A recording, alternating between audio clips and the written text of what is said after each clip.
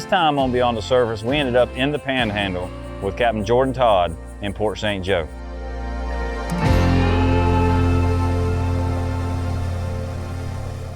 Well, Jordan, I am excited to get out here and fish with you up here in your neck of the woods. I've never been up here. This is my first trip to this area and Port St. Joe, and the wind is slick calm, and it looks like it's gonna stay that way, which you know as well as I do, and fishy brain just starts going everywhere because there's so many options at that point once you get some good weather for a change. Yep.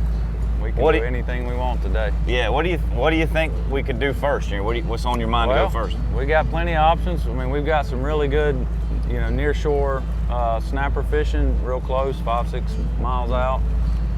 We got tripletail. You know, once the sun gets up, we'll be able to fish those. We may see tarpon. You know, we can kind of do anything. Yeah. Anything we want today. Yeah, that's what I say. We got an open book, so to speak, in the fishing world because of the weather being so nice last few days. It was nice. I was looking at the forecast as we were getting close, and I go, it's like, I like what I'm seeing for a change. Yep. Usually we look at the forecast, we go, yeah.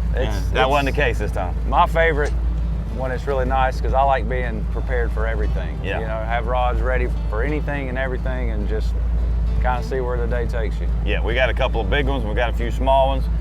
Let's go see if we can't put some bends in some of them. Let's go, man.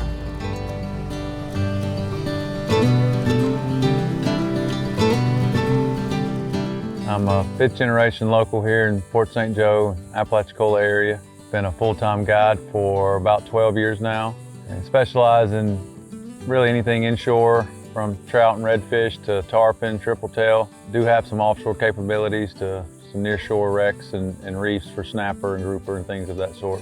But I'd probably say my main specialty would be tripletail. Some of my goals for this year filming Beyond the Surface was to film in places and fish in places I've never been to before. Port St. Joe is one of those spots. It's got a lot of charm and a lot of history. It's a cool little area, and it's one I had never visited before. And fishing with Jordan Todd is something I'd never done before as well. So getting to mix the two together and having a good time with Jordan was definitely a bonus. There's a little bit right there. Yep. Yep. So we wanted to kind of play with the varieties and some different styles that the deck cat has not seen before. So we had the perfect weather conditions to go right out there to about 100 foot of water to 90 foot of water and chum up some dread snapper and get them under the hull of the deck cat. That was super cool, and that's something that the deck cat has not seen yet. Chunk bait.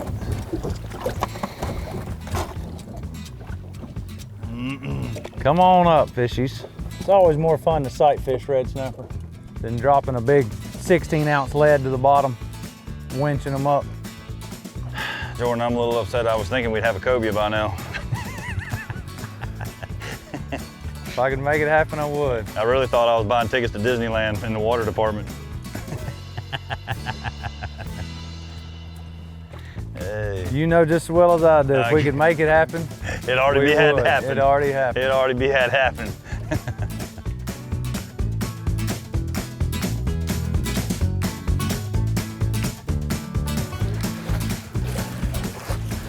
Why haven't you caught one yet? I've had some nibbles and... Set the hook. Set it. That didn't take long. Lights, camera, action. That's what we wanted. Is it targeted species? Let's find out if it's a little grunt or what. Looks like it's gruntish. It looks a little gruntish. It's the right Oh, color. that's the right color. It's a baby. Itty bitty snapper. It's a baby Itty one. bitty snapper. But it is targeted species. There we There go. we go. Pretty. Little feller. They are pretty, man.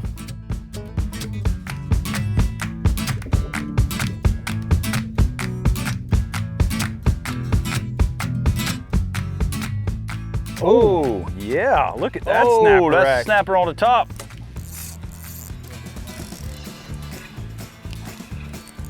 That might be the targeted species.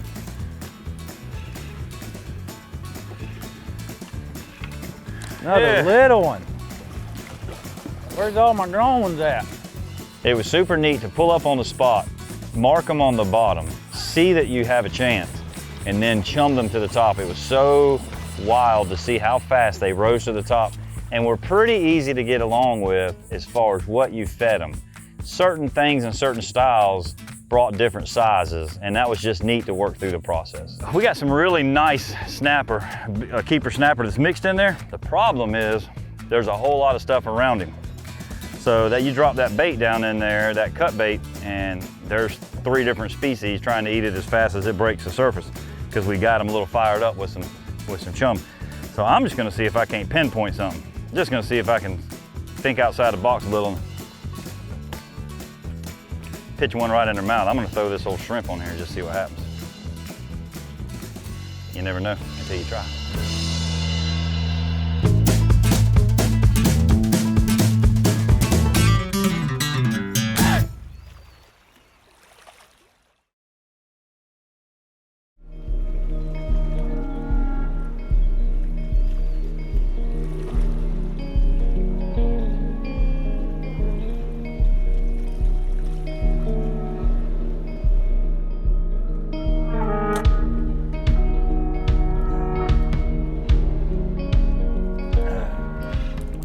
Uh-oh. A zoom. That, my friend, is what I will take way over a red snapper any day. What you got there, Lamangro? Little. I don't know how big y'all catch them. They're about twice that size, but you know, I'm just kidding. I'm kidding. Up here, when they reach this size, we call them black snapper. Oh, okay. I got one looking at my shrimp. Yep, He's looking at my shrimp. It is a big mangrove, basically. There you go.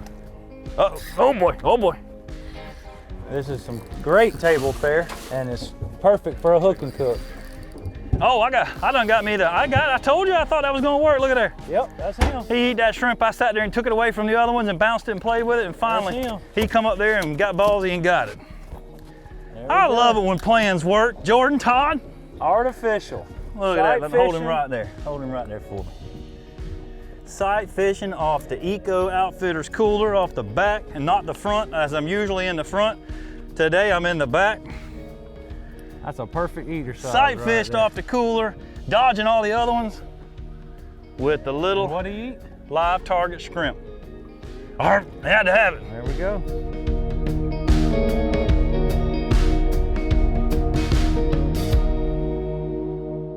You know, most people drop a 12-ounce lead with a giant hook and stuff down to the bottom. I really think it's cool to get the snapper up underneath the boat where you can see them and just pitch a live bait or pitch a chunk bait on a spinning rod to them and watch them eat it and then fight them like that. It's a lot more personable and to me a lot more fun instead of winching them up from 100 feet deep off the bottom. Oh, that's another good one. I'm sure that might be him right there. That's a better one. It ain't a big one, but it's a better one. You got him, Captain? I got him. That one will keep. I think that'll reach the 16. He's spitting all kind of stuff up. Oh, look at all that. I don't think you had all that on your hook. I didn't. I did not. He finally made the mistake of biting the wrong piece. He bit too much, that's right.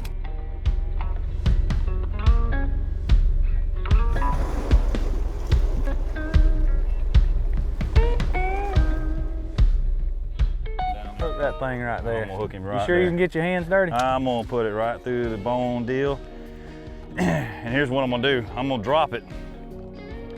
And I'm gonna count to 4. Let's go with 4. 1, 2, 3. I'll get back with you on 4. Fire 4. That didn't take long. 4. I had to pause. I had to do like Mississippi, like 1 Mississippi. 4 3/4. And then I even had to use a city in Mississippi. I had to go 1 Jackson, Mississippi, 2 Jackson, Mississippi. You know, I had to. Hey. That might be the snapper. I think that one will keep. Fat. Chunky monkey. Me and Jordan have both been around for a long time in the guiding world and the fishing world. We've seen a lot of changes. So we share a very similar thought process of how many fish to keep and how many fish not to keep, how to put back into the resource, and where it's very important and when it's very important to do so. We did what we try to sell to our clientele at homes is simply go out there, think about the fishing trip in a couple of different ways. One, memories. Two, your photos, just fishing with your friends, and just to take a few fillets home to have a fresh dinner that you know isn't from China or something with that form of fashion. There's nothing wrong with that versus here's my catch for the day and my limit this, limit that. I tell people all the time, when you go to Disney World or any amusement park, you do not leave there with a bag of fillets. You go there, you spend a lot of money, you make memories with your family and your friends, and that's where the direction we need to start moving our fishing thought process is, like going to Disney World. That's a perfect little keeper size. Little mangrove. Nice mangrove. Both of these will be perfect for a hook and cook. But we're gonna let them go. We've hooked enough already.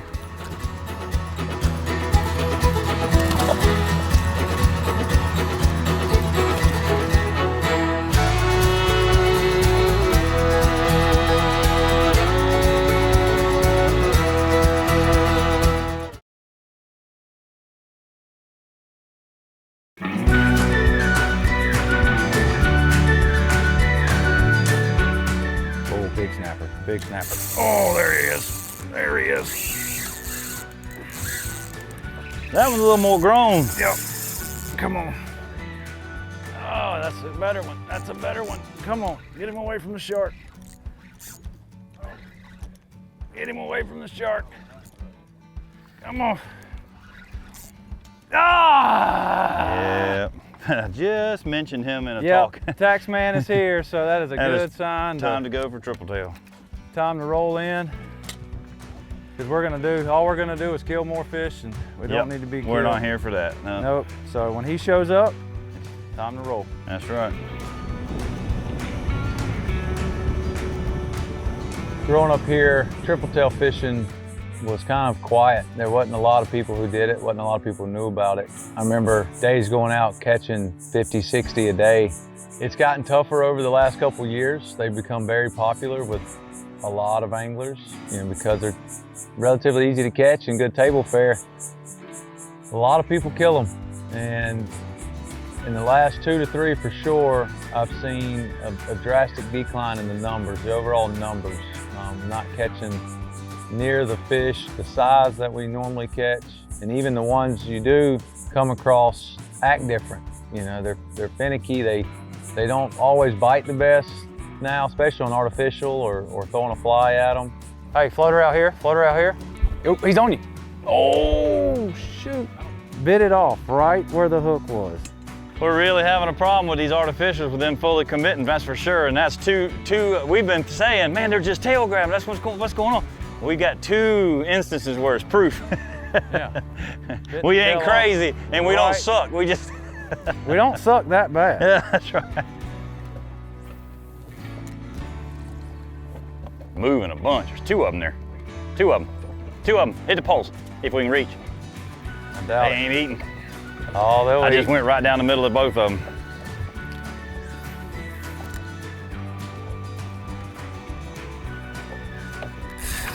Atta boy. Atta boy. Atta baby. Where's the net? In here. Yeah, it's in that door, that corner. Man, what a feat this right here has been. All this heat that we've got here for this summer, all of a sudden has, and this full moon probably has a little bit to do with it. Very well could be. They have been short striking and tail grabbing galore on us. Oh, that's a nice fish, Jordan.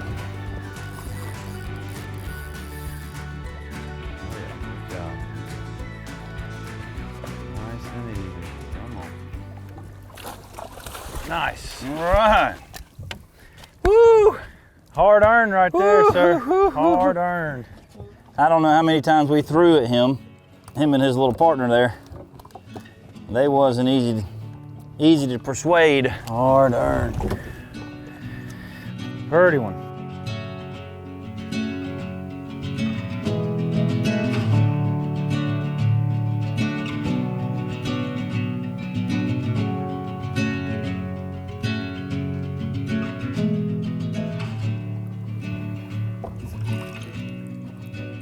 There he goes.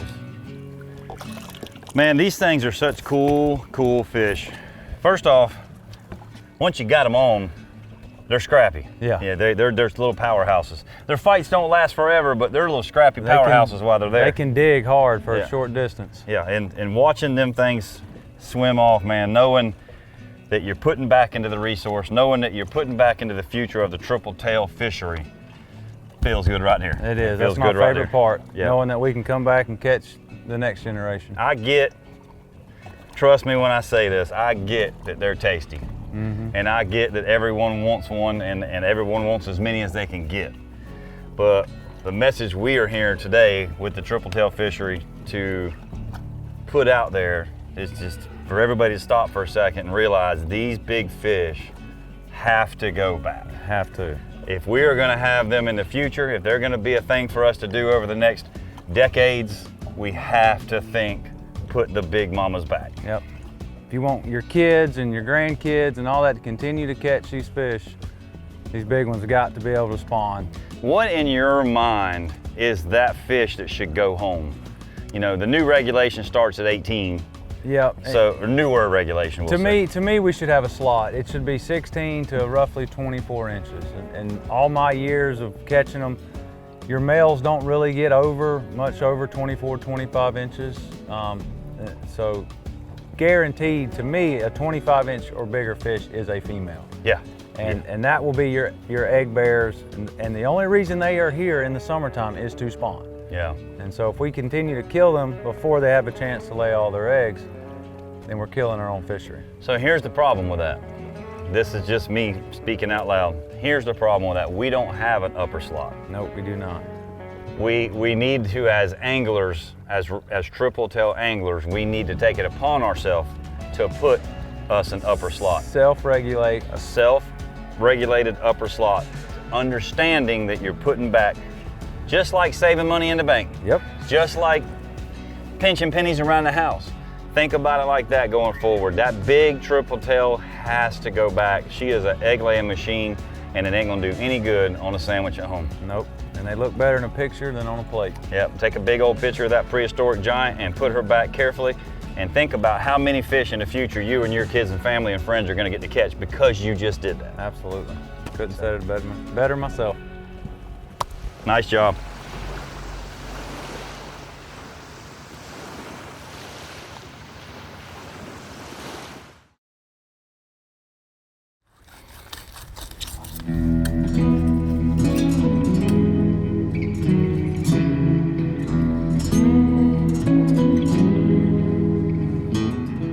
We worked up an appetite today, so it's time to solve that problem. That's right, we got it.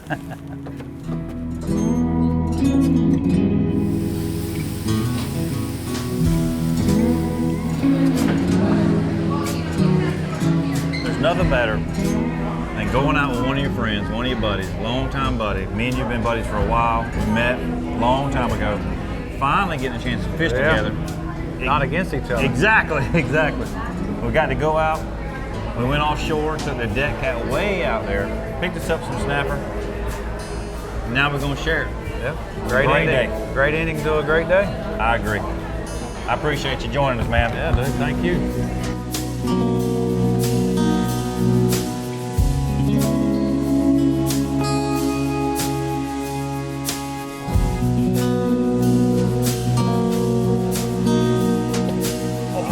Oh, it just got real.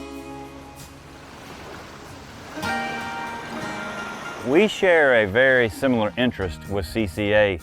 I've worked with Lisa Fitzgerald in CCA Florida for a while now, as far as helping them with different projects and things of that nature.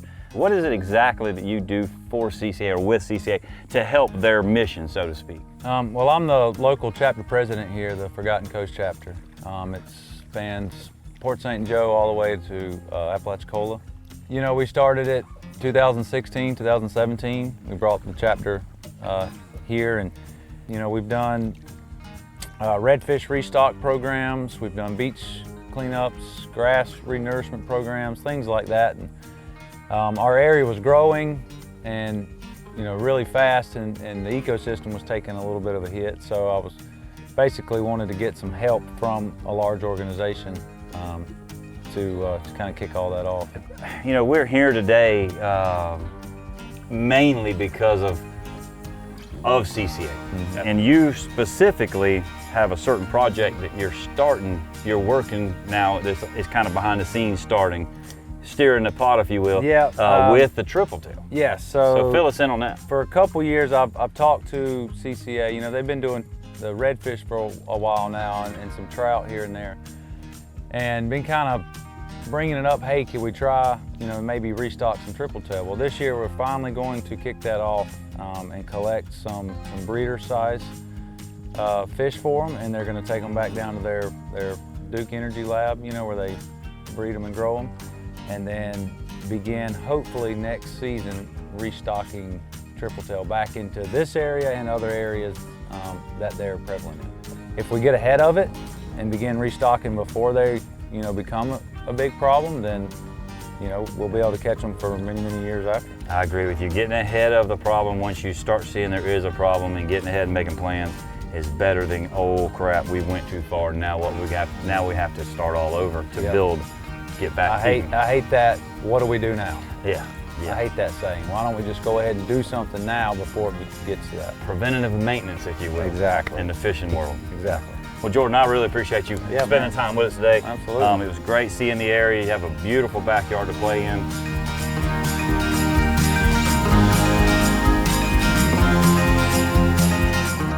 Be sure to tune in to the St.Joe After Show to see what did and didn't happen in Port St. Joe with Jordan Todd.